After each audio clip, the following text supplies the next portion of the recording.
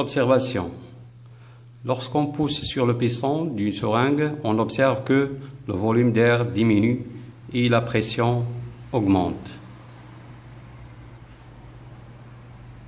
Lorsqu'on tire le piston, on observe que le volume d'air augmente et la pression diminue.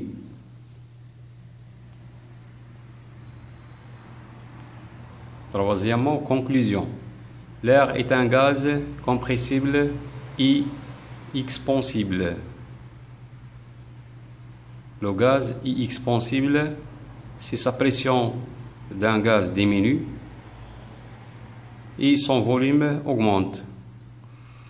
Le gaz est compressible si sa pression d'un gaz augmente et son volume diminue.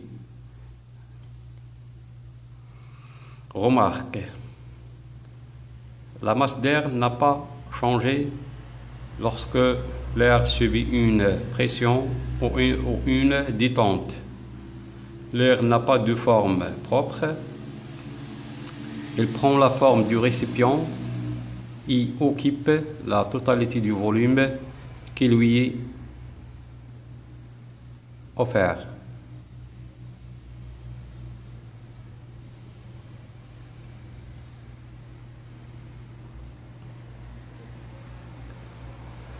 Deuxièmement, l'air a une masse. Donc voilà une expérience qui montre la masse d'air et notamment la masse d'un litre d'air. Donc expérience, on mesure la masse d'un ballon bien gonflé d'air. M1 égale 314,8 grammes.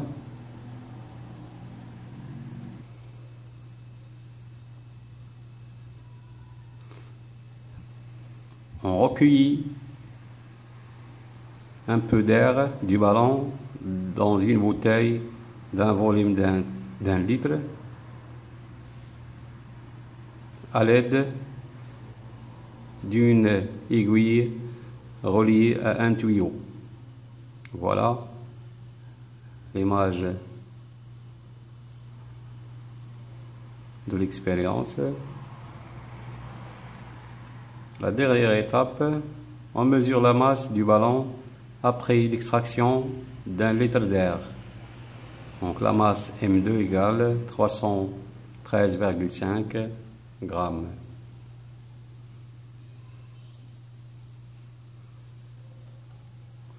Observation.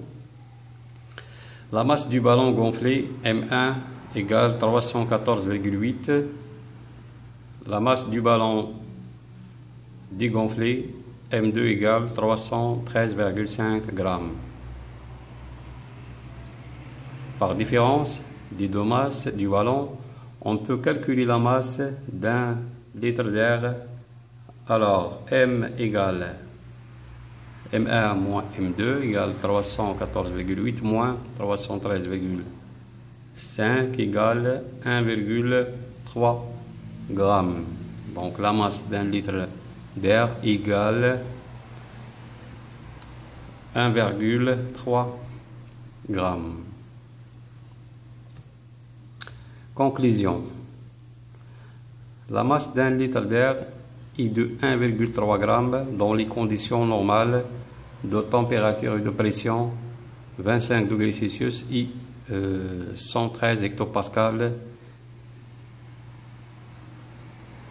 qui est équivalent à la pression d'une atmosphère.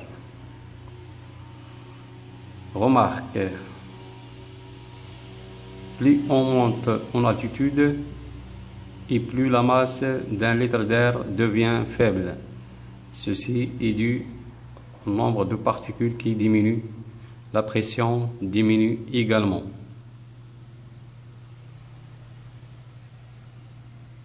Troisièmement, composition de l'air. Donc, expérience.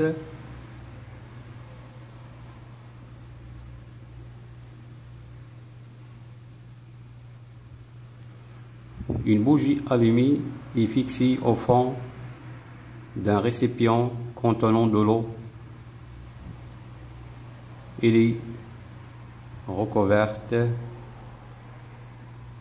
d'un bocal, bien d'une éprouvette graduée. Au bout de quelques secondes, elle est éteinte et l'eau y monte dans le récipient ou bien dans l'éprouvette graduée.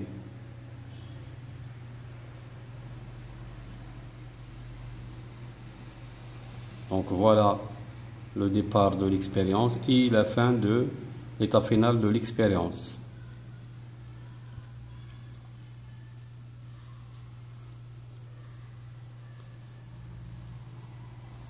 L'air que nous respirons est un mélange de plusieurs gaz.